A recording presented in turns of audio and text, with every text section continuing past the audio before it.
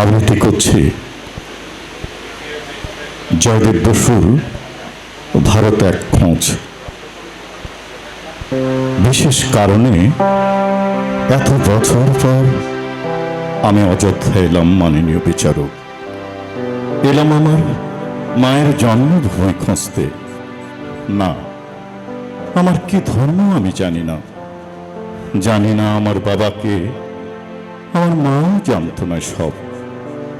আমার মা মুন্নাবাই জন্মেছিল এখানে এক ঝোপড়ায়। কোন পুরুষের ঔরসে তার জন্ম তা ঠাহর করে বলতে পারেনি আমার দাদিও। সেক্ষেত্রে জাতপাতের কথা তো ওঠেই না। মা শুধু জানত কে তার মা। মাননীয় বিচারক, একে মাতৃতান্ত্রিক পরিবার বলা যায় কিনা ভেবে দেখবেন। যদিও পরিবার শব্দটার অর্থ আমার কাছে পরিষ্কার না। বরং শুনুন, বালক বয়সে বিনা টিকিটে ট্রেনে চড়ে বসার আগে কি আমি দেখেছিলাম ভালো মনে নেই আমার। তবু সেই জলহীন আলোহীন পয় প্রণালীহীন ঘুরছে ঝোপড়া, ভিখিরি জোচ্চোর দাগি মাতাল আর কোনো কোনো মধ্যরাতে আচমকা হুইসেল। ঘরে ঢুকে পড়ত পেট মোটা উন্মত্ত থানাদার, মুখে মদের গন্ধ, পান খাওয়া কুৎসিত হাসি। মা আমাকে ঠেলে পার করে দিত। সেই রাত, সেই অসংখ্য নক্ষত্রের রাত, সোনালি হ্যালোজিনের রাত আমি কাটিয়ে দিতাম রাস্তার পাশে দেয়ালে ঠেস দিয়ে। অভিজ্ঞতা থেকে বলতে পারতাম ঠিক কতদিন পর থেকে মা আবার শুরু করবেন বমি। ব্যাস, এই তো সব। অযোধ্যা ছেড়ে আসার পর কি কি আমি করি তা এখানে প্রাসঙ্গিক নয়।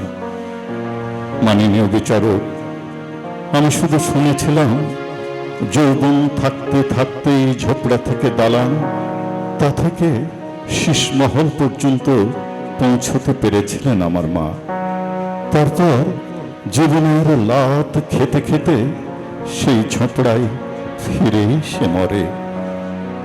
চোখ ঝাপসা হয়ে ওঠার জন্য মাফ করবেন, কিন্তু এত বছর পর মায়ের জন্মভূমি খুঁজতে এসে কি আমি দেখলাম?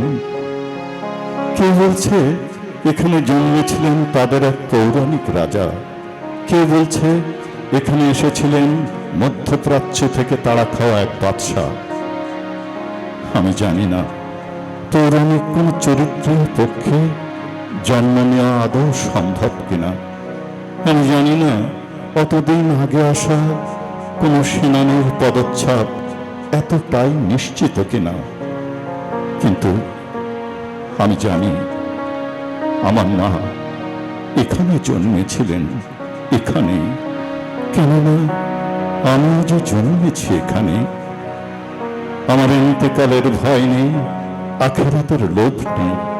মন্দার বা অমৃত আমাকে আকৃষ্ট করে না। শুধু শুধু এই ঝোপড়ার জন্যে, এই ঝোপড়ার জন্যে আমার জন্মভূমি। শুধু এই ঝোপড়ার জন্যে, এই জন্মভূমির জন্যে আমার রোজা, আমার উপবাস, অষ্টপ্রহর প্রার্থনা, 5 ওয়াক্ত নামাজ।